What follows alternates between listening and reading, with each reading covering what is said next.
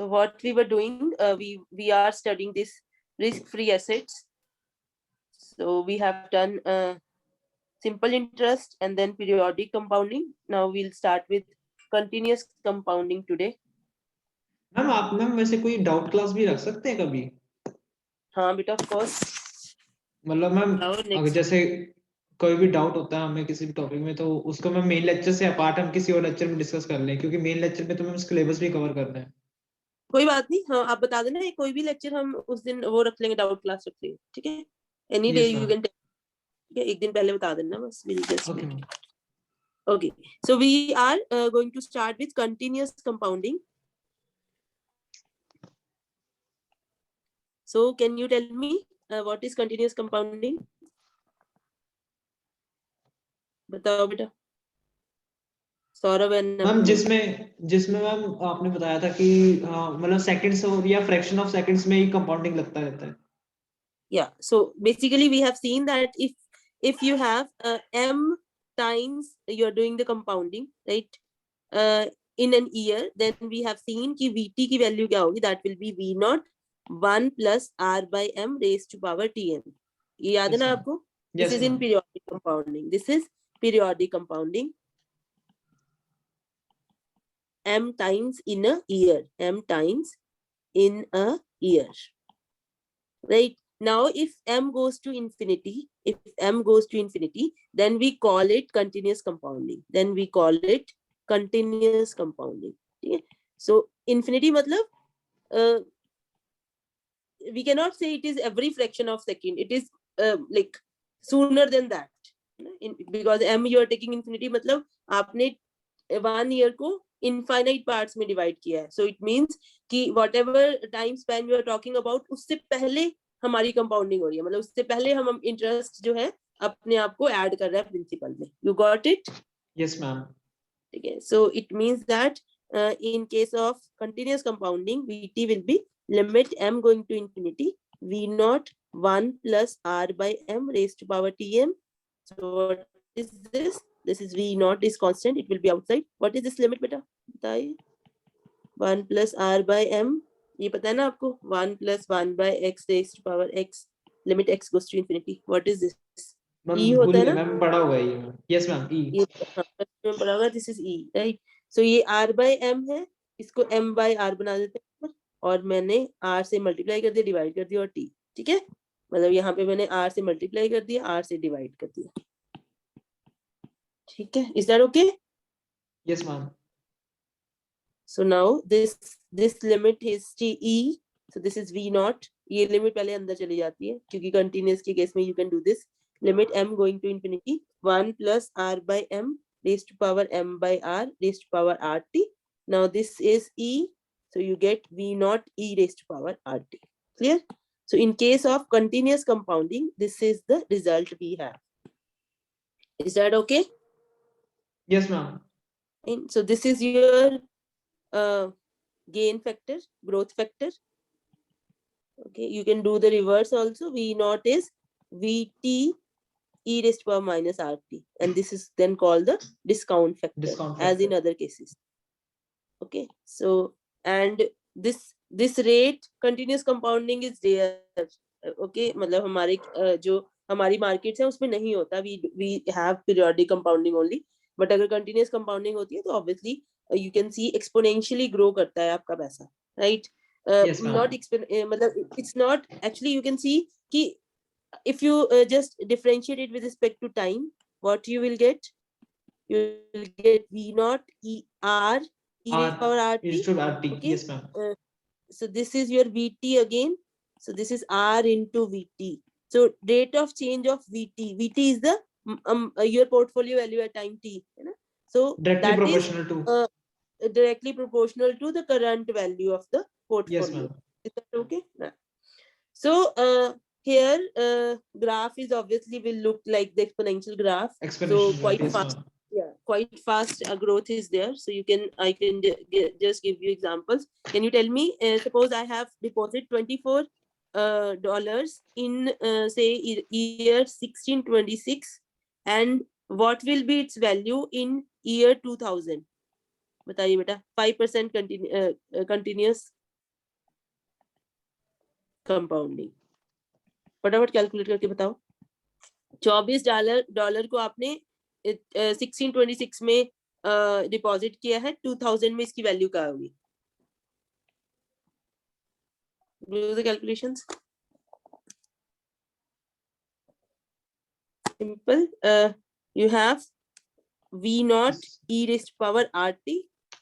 V naught is your 24, e raised to power R is 0.05. What is T? T is in years. How many years are 375. 375. 2000 minus 1626 plus 1.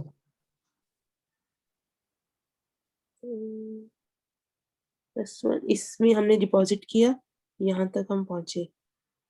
What will be ठीक है, अगर हम ठीक है, so this is plus 1. कितना आया total? ये answer कितना आया? 385. 385 बोल रहे बेटा? Yes ma'am. Answer final? Ma'am, year total. अच्छा year, okay.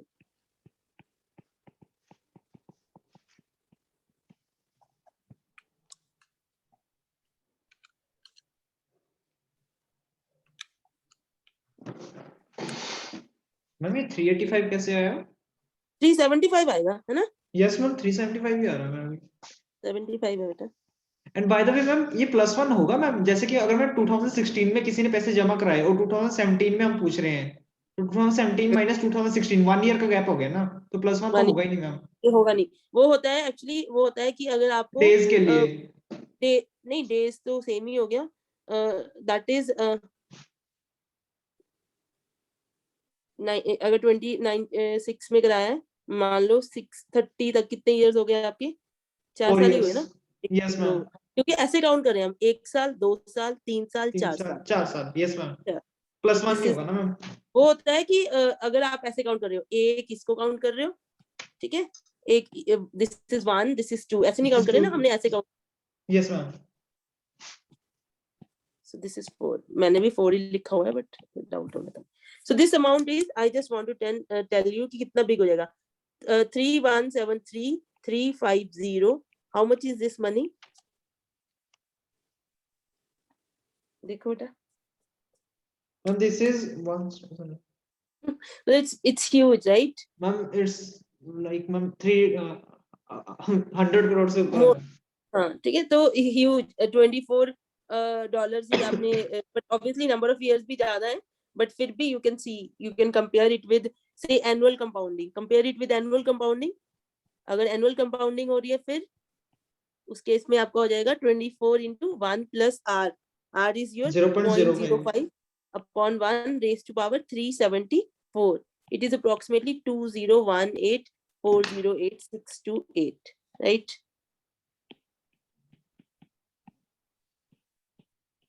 Well, significant amount of difference is there, you can see. Yes ma'am. Right? Yeah. So we can obviously assert that, so we have this statement that कि हमेशा compounding अगर continuous होगी, so we have always the more money. So in case of, or I will just mathematically write it down, that V naught e raised to power RT is always greater than V naught 1 plus R by M raised to power M by R. Can I make this statement? Sorry, not MT. Is this correct? Yes ma'am. है ना? क्यों? कैसे? Yes. आप explanation कैसे दोगे? इसका proof कैसे करोगे? I just want to know, mathematically explain करो इसको मुझे। मैम क्योंकि इसमें एक्सपोनेंशियली प्रोपोर्शनल है, और वहाँ पर मैम दोनों की अगर टेलर सीरीज को खोलेंगे मैम, मतलब वी नॉट तो कैंसिल हो जाएगा। ये क्या है? ये क्या है? इसको ऐसे लिख लो ना, 1 plus R by M raised to power M by R raised to power RT, ठीक है? Yes ma'am. So now for M, changing M, this is a sequence, right? This is ये हमने already prove कर दिया है कि this term increases when M increases. याद है आपको? Yes मैंने ma'am. प्रूव किया था ना ये कंटीन्यूअस उसमें पीरियोडिक कंपाउंडिंग में, ये वाली टर्म m बढ़ने से बढ़ती है, ऑल्दो यहाँ पे एक m डिनोमिनेटर में है, बट फिर भी ये बढ़ती है, हमने प्रूव किया था वहाँ बाइनोमियल यूज करके. Do you remember? So this Yes, term ma'am. increases when m increases, right? So it means that this is an increasing sequence, right? So m बढ़ाते रहोगे, ये नंबर जो है बड़ा होता जाएगा, which is converging to, इसकी लिमिट क्या है? e raised to power rt. So this is an increasing sequence जिसकी अपर वैल्यू ये है, तो obviously this has to be greater than this. Greater Is than that thing this. clear? Yes, ma'am. This is how you will write the proof अगर मैं आपसे exam में पूछती हूँ. Clear? Okay, Okay, ma'am. now question करो एक, मुझे answer बताओगे आप. What will be the difference between the value? What will be the difference between the value after 1 year? After 1 year of $100 deposited at 10% compounding monthly, compounding continuously. Okay, and how frequent should be the periodic compounding? How frequent should be the periodic compounding?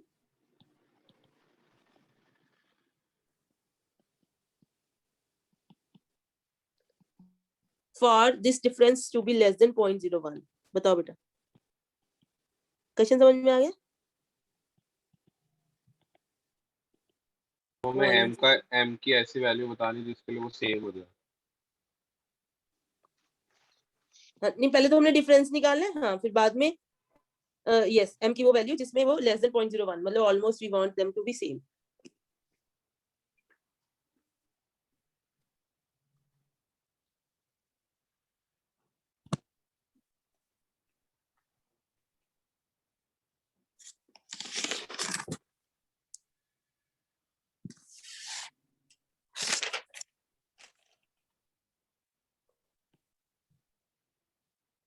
So you for the first case we will have 100 1 plus 0.1 by monthly compounding है ना, तो monthly compounding मतलब divided by 12 raised to power 12, 1 year. ये time कितना? 1 year. So this is approximately 110.52. और continuous में 100 e raised to power r 0.1 t is your 1. So this is approximately 110. Sorry, this is 47. This is 52. Okay, so the differences you can see differences 0.05. For difference to be less than 0.01, so what you will do, you want कि आपका 100 e raised to power 0.1 minus 100 1 plus 0.1 by m raised to power m should be less than 0.0. 0.0. यहाँ से m calculate कर लो, ठीक है बेटा. Just you take the log and you compute. So यहाँ से ये हमने already compute किया हुआ है. So this will be 100 1 plus 0.1 by m raised to power m greater than 110.51. ये इसमें subtract हो जाएगा. Okay. Yeah. So यहाँ से m you will get greater than 55.919. मतलब m is at least 56 times आपको monthly मतलब एक साल में compounding करनी पड़ेगी to have this thing. ठीक है, तो इसका क्या मतलब है बेटा? एक्चुअली कंटिन्यूस कंपाउंडिंग तो हम करते नहीं है बेसिकली, है ना. तो इसका मतलब यही है कि आप क्या करोगे कि this continuous compounding is equivalent to periodic compounding 56 times with an error of 0.01. Do you get it? Yes ma'am, यानी एक साल में 56 टाइम्स हमें ब्रेकआउट करना पड़ेगा कंपाउंडिंग का, है ना. हाँ, ठीक है. तो विद एन एरर ऑफ 0.01. आप और क्लोज जाना चाहते हो, इसको 0.001 कर दो. Accordingly you will get your intervals. Fine. Okay, so next one is tell me, I have this, what is the present value of this amount? Okay, if you have, what is the present value of this amount if there is a continuous compounding at a rate of 6%? Continuous compounding. Okay, this is the value after 1 year, after 20 years. Okay, this is the value after 20 years. So what is the present value? Simple, hai na? Yes, ma'am. Yeah, so this is simply this Divided by e की power 0.6. this minus r t is 20 years. Right? So this is approximately 301194. Okay. Next thing is, okay, so we can compute returns. हमने हर बार किया है, right? Return को हम ऐसे denote करते हैं 0t. This is the value of the portfolio at time t minus value of the portfolio at 0 upon value at 0. And क्योंकि जरूरी नहीं है कि हम 0 पे start हो और t पे खत्म हो, इसलिए हम ऐसे भी define कर सकते हैं. Suppose somebody is starting investing at time s and closing her or his investment at time t. So this is our like starting Initial time, start. initial time. Okay, and this is your final time. So in this case, your portfolio return will be VT minus VS divided by VS. VS. Okay. Yeah. Yes, ma'am. So here you see what this will be. Can you tell me VT in terms of VS? e की power minus e की power RT, sorry. R T नहीं आएगा ना बेटा, T minus S है ना? T minus S आएगा. अच्छा, okay, okay. VS से आप start कर रहे हो. Minus VS upon VS. So this is your e raised power r t minus s minus 1, right? और मैंने ये आपसे डिस्कस नहीं किया कि ये जो रिटर्न है वो एडिटिव नहीं है. एडिटिव का क्या मतलब है कि suppose you have time period s t u. Okay, मैंने यहाँ पे एक रिटर्न कंप्यूट किया k t s. What will be this? That will be e raised power r t minus s minus 1. What will Yes, be ma'am. k u t? ये u time है, ठीक है? That will be e raised power r u minus t minus 1. And what Yes, will be ma'am. k t not ut. ST. नहीं ये ठीक है, US. नहीं ut निकाला, अब मैं k us निकाल रही हूँ. That will be e raised power r u minus S s. minus 1. अब obviously you can see कि this plus this is not equal to this, है ना? Yes, ma'am. Right? So it means that return is not additive. है ना? Normal अगर लोगों को calculation सिखाना है तो उनको यही लगता है ना कि अच्छा एक साल में इतना रिटर्न आया, दूसरे साल में इतना आया, तो वो सम करने की कोशिश करेंगे ना. दिस इज नॉर्मल, जो मैथ्स का बंदा नहीं है. Do you agree? Yes, ma'am. है ना? तो ये आपको याद रखना है. But this is not in actual, this return जो हम जनरली कैलकुलेट करते हैं by definition is not additive. Clear? So we define something जो नॉर्मल लोगों को मतलब जो ऐड हो पाए, ठीक है? So that is possible in case of continuous compounding. समझ आए? In case of continue, this is true in case of periodic compounding also. Simple interest की हम ma'am. ज्यादा बात नहीं करते क्योंकि वो हम यूज नहीं करते. There are rare places where simple interest is being used. अगर आप किसी नॉर्मल बंदे से भी, मान लो जैसे नहीं होते गांव में, नहीं लोग वो ब्याज पे पैसे देते हैं, हाँ यू जी, नो, हाँ है जी, ना, ma'am. जो क्या बोलते हैं उनको, आड़ती होते हैं, है ना? तो वो भी इन कंपाउंडिंग यूज करते हैं, चाहे 6 महीने की करते हैं. वो कहते हैं कि 6 महीने बाद हमारा इंटरेस्ट जो है वो उसमें ऐड हो जाएगा प्रिंसिपल में, right? So there are very rare cases where simple interest is being used, इसलिए उसकी बात में ज्यादा कर नहीं रही. Okay, but obviously most frequently used is periodic compounding, right? So in that case also you can check that your return is not additive. But in case of continuous compounding,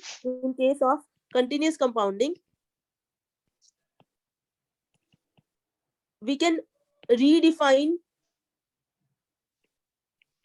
return की definition हम change कर सकते हैं to make it additive. The only इसका सिर्फ फायदा ये होता है कि कई लोगों को अच्छा लगता है कि हाँ मेरा return add हो गया बस, ठीक है?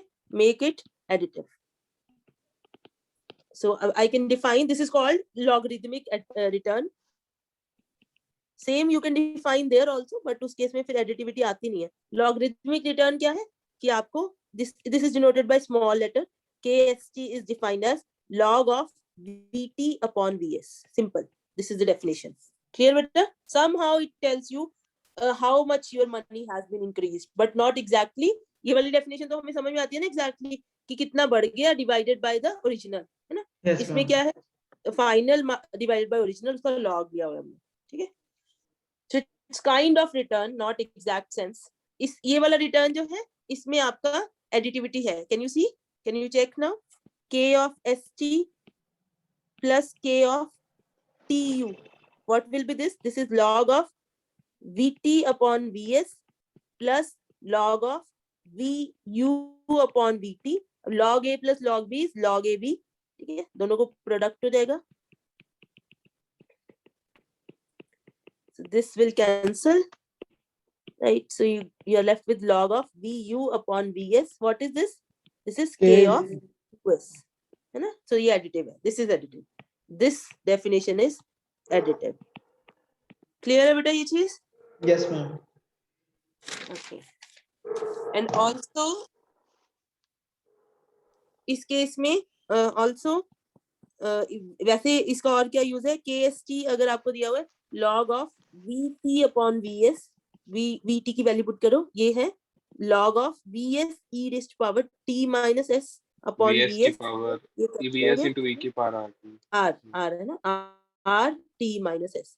So clearly you can compute R is equal to K S by T upon T minus S. अगर आपको logarithmic return दिया हुआ है, directly you can compute the rate of interest, है ना? So you can compute the rate of interest if the logarithmic return is given to you. Is that okay, beta? For example, suppose the logarithmic return over 2 months. Let the logarithmic return over 2 months on an investment subject to continuous compounding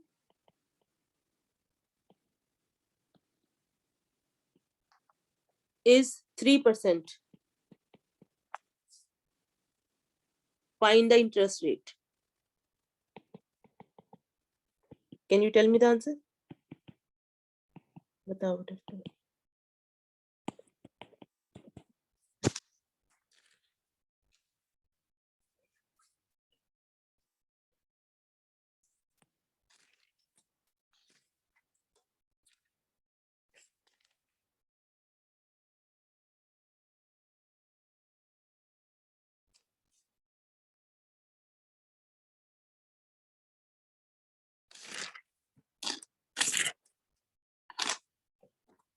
हाँ जी,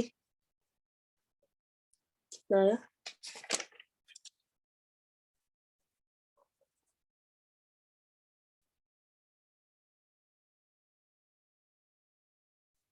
क्या करोगे आप यहाँ पे? Ma'am logarithmic 18% answer आया. 0.03 upon 2 की हाँ 18 आ रहा है. Yes, 18%.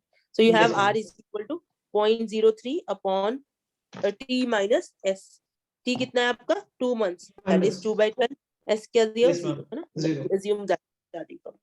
This is 0.18. So 18%. Fine. So this is Yes, easy. ma'am. The return is given. You can simply compute this.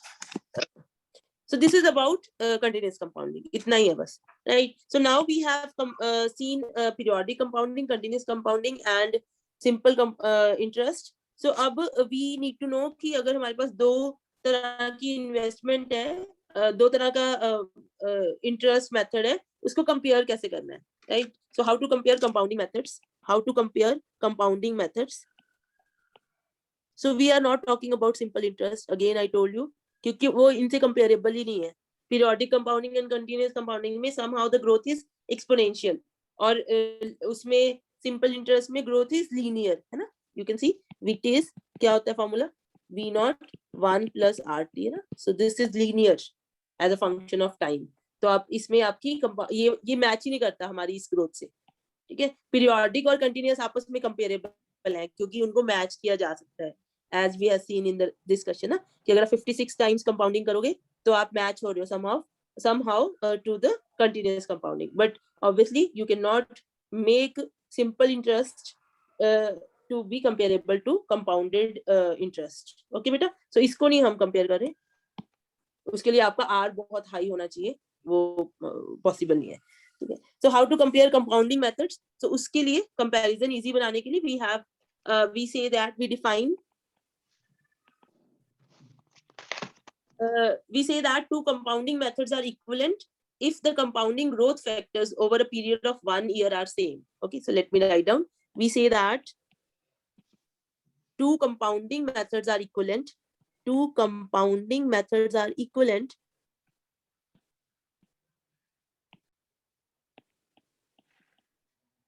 if the corresponding growth factor आपको पता है ना, if the corresponding growth factor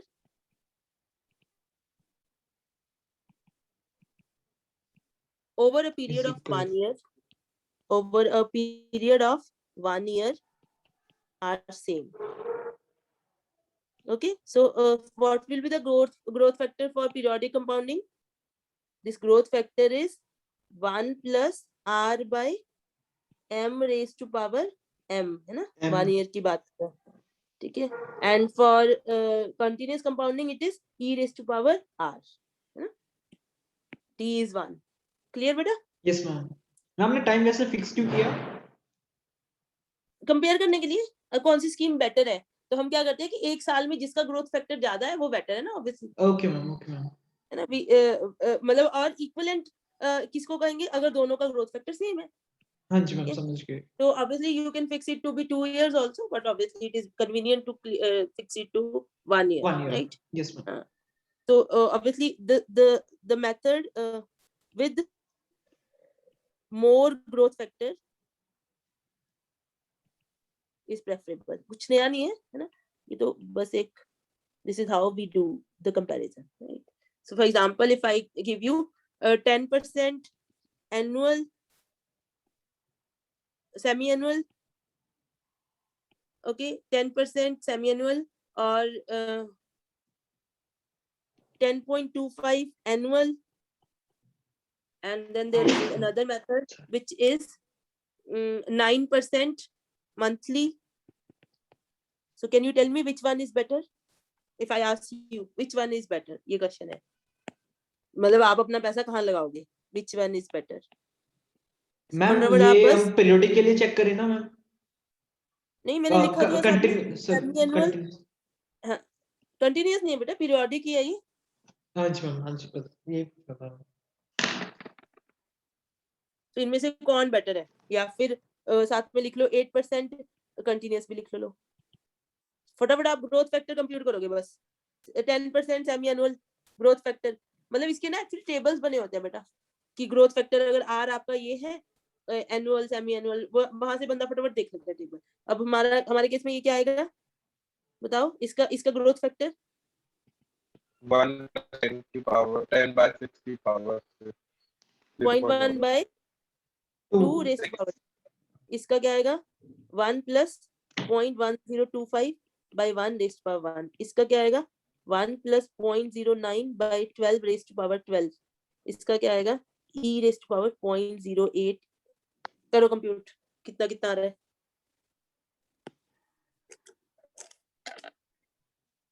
ये आ रहा है शायद 1.1025, ये भी 1.1025, ये आ रहा है 1.0938, and the last one is, let me just calculate.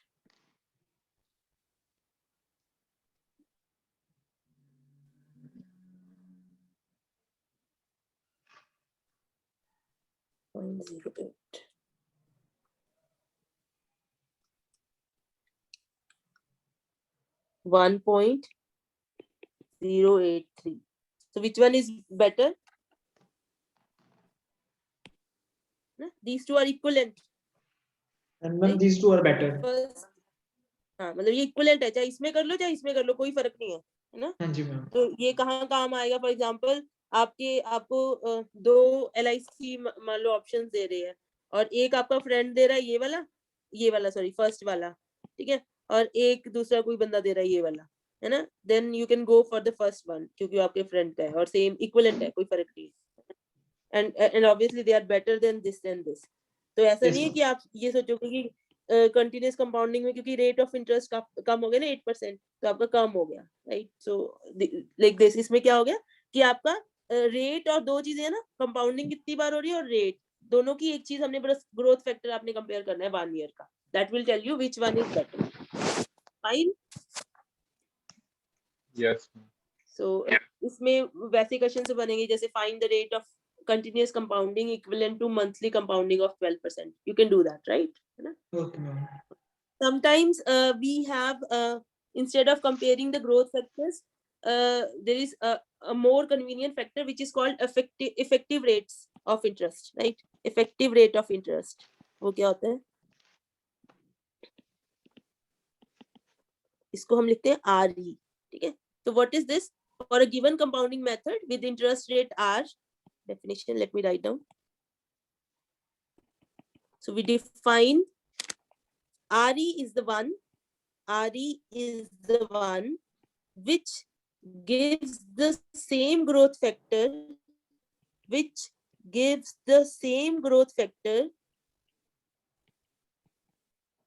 over a 1 year period,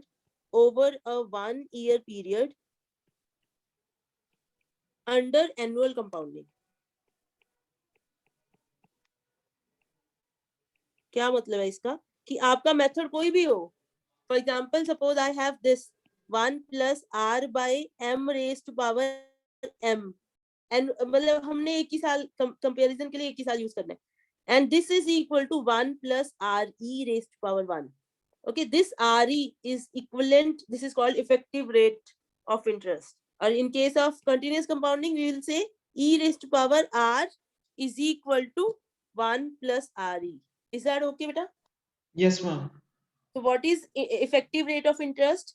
आपने क्या करना है कि अगर same growth factor achieve हो by RE under annual compounding, that is your effective rate of interest. Clear?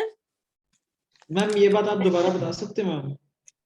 हाँ जी बेटा, वही मैं बता रही हूँ कि इफेक्टिव रेट ऑफ इंटरेस्ट क्या है कि आपका रेट ऑफ इंटरेस्ट मार्केट का R है, ठीक है, और आपका मेथड जो है वो M टाइम्स आप कंपाउंडिंग कर रहे हो, तो आपका ग्रोथ फैक्टर ये हो गया. हाँ जी. 1 year growth factor. Now I want कि कोई ऐसा R में फिक्स कर दूं कि ये वाला growth factor 1 year annual compounding की ग्रोथ फैक्टर के साथ मैच हो जाए, है ना? 1 ईयर एनुअल कंपाउंडिंग के अंदर ग्रोथ फैक्टर ये आएगा ना बेटा? Yes, ma'am, समझ गए. So this RE is called the effective rate of interest. In case of periodic compounding, this is the formula for RE. This from here RE you get 1 plus R by M raised to power M minus 1, and from here you get RE is equal to E raised to power R minus 1. Okay, now आपने अगर compare करना है दो methods को, अगर RE ज्यादा होगा, जिस मेथड का RE ज्यादा होगा उसका ग्रोथ फैक्टर ज्यादा हो गया ना?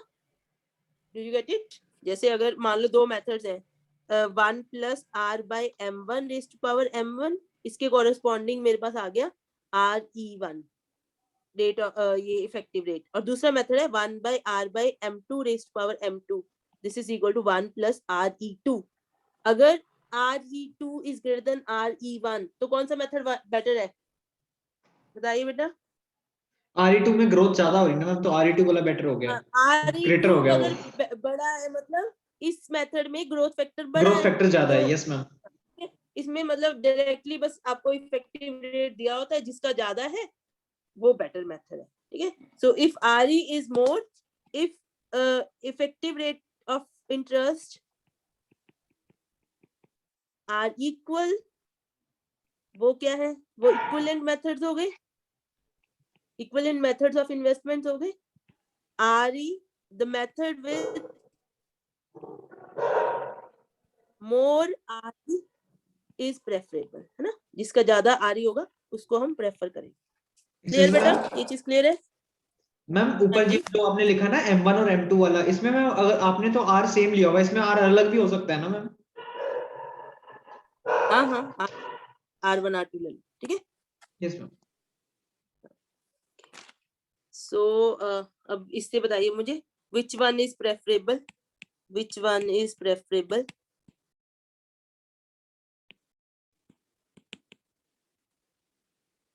Five 15% daily compounding,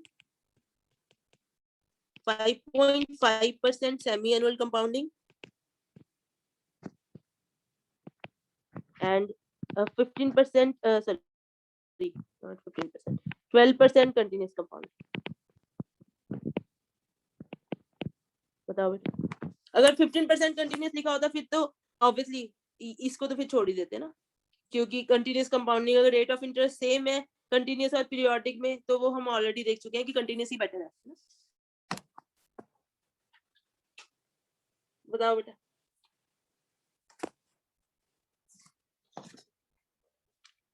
फटाफट आ रही निकालो सबका। We just compute RE. Right. इस केस में आएगा आपका RE 0.1618, इस केस में आएगा 0.161। लास्ट वाले में करना, मैंने कंप्यूट नहीं किया है।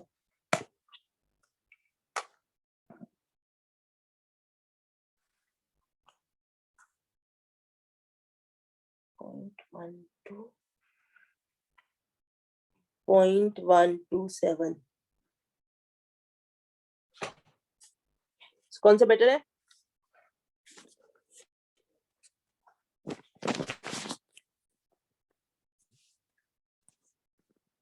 Clear beta? So you just say this is better. RE computer. Am I audible? Yes, ma'am. So one more thing, if RE is known, then irrespective of the method, what I can say, what is VT? I can say VT is V0 1 plus RE raised to power T. Do you agree? In every case, whether it is periodic or continuous. Yes. Clear? Both for periodic and continuous. क्योंकि क्या हो गया हमारा इस case में, हमने RE इस तरह से डिफाइन किया है कि 1 plus RE is your annual growth. तो T years के बाद क्या होगा? 1 plus RE T times multiply हो जाएगा. Fine बेटा. So this is the formula you can use. सारा समझ में आ गया ये बेटा? मैम ये चीज समझ नहीं आई आपने क्या बताई मैम, मैं म्यूट था इसलिए मैं बोल ही नहीं पाया मैम। ओके, सो मैं ये कह रही हूँ कि 1 plus RE आपका ग्रोथ फैक्टर हो गया ना अब, Yes, ma'am. irrespective की आपका एनुअल कंपाउंडिंग है, सेमी एनुअल है, जो भी है, 1 हाँ जी, plus मैम। RE साल का ग्रोथ फैक्टर हो गया। ठीक Yes, है? मैम। इसका मतलब V0 आपने दिया था, एक साल बाद आपकी अमाउंट क्या होगी? 1 plus RE। 2 साल बाद क्या हो जाएगी? 1 plus RE एक और मल्टीप्लाई हो जाएगा। 3 हाँ साल जी, बाद मैम। 1 plus RE और एंड सो ऑन। तो T years के बाद 1 plus RE raised to power T। Okay ma'am, okay ma'am. तो एंड मैम ऊपर वो जो था ना, जो आपने क्वेश्चन दिया था अभी, व्हिच वन इज प्रेफरेबल, मैं उसमें मैंने आर ही नहीं कैलकुलेट किया था, मैंने पिछले मेथड से किया था जिसमें हम मैम ग्रोथ फैक्टर देख रहे थे। तो मैम 15% और 15.5% दोनों का मैम 1.161 आ रहा है मैम। नहीं, इसका ध्यान से कैलकुलेट करो बेटा। 1 पॉइंट का आएगा 1.1618 ग्रोथ फैक्टर तो और मैम RE में 4 डेसिमल्स आ गए। ओके ओके मैम, है ना? मैंने अगले तो डेसिमल देखे नहीं थे मैम। अच्छा, देखना है बेटा थोड़ा सा, ठीक है? एटलीस्ट 4-5 तक तो देखना। ओके ओके बेटा, उसके बाद हम नेक्स्ट क्लास में स्टार्ट करेंगे कूपन बॉन्ड्स। आपने पढ़े हो coupon, zero coupon bonds and coupon bonds? No ma'am. ठीक है, तो बस ये हमारा चैप्टर का एंड है। We are done with, almost done with risk free assets. ठीक है, तो रिस्क फ्री मतलब जिसमें आपका रिस्क नहीं है। Next chapter is about stocks, that is risky assets. Ma'am yes बेटा। मैम एक ना चीज पूछनी थी, जैसे कि मैम अगर सपोज करते हैं कि अगर हमने क्वेश्चन किया था ना $1000 लोन वाला मैम, उसमें मैम बहुत कंफ्यूजन सी बन रही थी, वो जो जिसमें 268 पॉइंट समथिंग हमारी इंस्टॉलमेंट बनी थी। पिछली क्लास की बात कर रहे हो बेटा आप? Yes ma'am. Okay, just a minute. Last lecture में? Yes ma'am. मैं निकालूं। ओके, आई समझ आ गया। जिसमें हमने एनओटी स्टार्ट किया था ना, yes ma'am. Streams of payments. Yes, ये रहा। 9th में किया था। ओके, हाँ बेटा बताइए। तो मैम अब मैम इसमें प्रॉब्लम ये हुई कि अगर मैम मैं सीधा ही कंपाउंडिंग से वो निकाल लेता हूँ कि 5 साल की क्या? पेमेंट, जैसे ये $1000 का लोन है, हाँ, तो मैं 5 साल की पूरी वो निकाल लेता हूँ, मतलब कंपाउंडिंग कितनी बनी 1000, फिर 1 प्लस रेट ऑफ इंटरेस्ट ऊपर टाइम 5, और उस 5 साल की पेमेंट को डिवाइड बाय 5 कर देता हूँ हर साल की, तो मैम वो इंस्टॉलमेंट 400 रुपीज बन रही है। क्या कह रहे हो? क्या किया आपने? मैम जैसे ये 1000 1000 ब्रैकेट में ma'am 1 plus 1.05 by no ma'am 0.15 15% interest है ना हाँ। मैम ब्रैकेट बंद इसकी पावर हाँ। 5 अच्छा, इसको फिर आपने 5 से divide divide by 5 yes ma'am. अब बताओ इसमें क्या गलती की है बेटा, वही तो मैं समझा रही थी यहाँ पे। मैम गलती तो मेरे को पता ही नहीं लग रही मैम, इसको डिवाइड बाय 5 किया तो बेटा मैम 5 आपने इंस्टॉलमेंट बन ये जानी चीज, चाहिए ना मैम। हाँ वही मैं कह रही हूँ ना, आपने इस चीज को कंसीडर नहीं किया ना। आपने तो ये कह लिया कि ये 1000 रुपए ऐसा ही पड़ा है ना, 5 साल ऐसे ही पड़ा रहा। ये this is what you are saying, this is the case of balloon loans जो मैंने आपको बाद में कराया था। अब आप क्या कर रहे हो, एमोर्टाइज लोन में क्या हो रहा है कि ये पहले साल में ये 1000 था, दूसरे साल में बैलेंस सिर्फ 851 रह गया जिसपे आपका इंटरेस्ट लगेगा, नॉट ऑन योर 1000 प्लस उस पे interest. This is when you are not touching this money for whole amount, whole span of time. हम क्या कर रहे हैं बीच में, क्योंकि हमने 298 रुपीज दे दिए हैं तो ये अमाउंट हमारी कम हो गई ना बेटा। हाँ जी मैम। आपने क्या किया, 1000 आपने ये अज्यूम किया कि मैंने 1000 को एज सच रख दिया है ना। हाँ जी उसके बाद आपने बोला कि वो 1000 ऐसे ही पड़ा है और 5 साल उसने इंटरेस्ट गेन किया और जितना भी पैसा बनेगा वो मैंने बैंक को ऑफ करना है और उसको आपने 5 से डिवाइड कर दिया। This is what you have done, right. Yes ma'am. जबकि एक्चुअल सिनेरियो क्या है कि 1000 रुपए से हमने स्टार्ट किया था और बीच बीच में क्योंकि हम पैसा वापस करते जा रहे हैं तो हमारा इंटरेस्ट ये वाला नहीं आएगा। गॉट इट, ओके क्योंकि आपने मैम। पहले साल में पैसा वापस किया ना बेटा, तो ये प्रिंसिपल आपका कम होता जा रहा है। Yes ma'am. ठीक है, तो और प्रिंसिपल मैम कम होगा। ये एन्युटी के लिए कोई आप डॉक्यूमेंट बता सकते हैं रीड करने के लिए, सेल्फ रीडिंग के लिए? बेटा वही बुक से पढ़ो, ओके मैम। ओके है ना, उसमें है, ये बहुत अच्छा दिया हुआ है स्ट्रीम्स, ये स्ट्रीम्स ऑफ पेमेंट्स। ठीक है, और ये समझ गई वाला मैम। सेम अभी हमारी जो कल लैब है उसमें भी मैंने ये चार्ट बनवाना है आपसे, ये एंड मैम मैटलैब। ये हमारा ईयरली था मैम, मंथली के लिए इसमें कहाँ पे चेंजेस आएंगे मैम? मैं डिराइव कर रहा था, मैं तो मैम उसमें कंफ्यूज हो गया मैम, डिवाइड बाय 12 कर करके। ये लो, ये लो बेटा, ये है ना एनुटी का, मैंने यस ये मैम। बताया कि यस आपने मैम। क्या करना है, ये ऐसे ऐसे कंप्यूट होगा। अगर आपका मंथली है तो क्या तो होगा, R by C 12। 1 plus R by 12 raise to power 12, ये यस पहले मैम। साल का था। ठीक है, और आप इंस्टॉलमेंट भी मंथली दे रहे हो।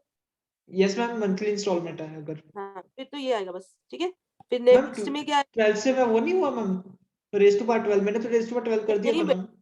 ये देखो ना, आप देखो ये आपका 0 है, 1 ठीक है। मंथ, 2 मंथ, 3 मंथ, है यस ना, मैम। और यहाँ पे आप सी पे कर रहे हो। ठीक है, हाँ जी मैम। तो इसकी करंट वैल्यू क्या है, C इसकी into current value C. C upon 1 plus R by 12 है ना।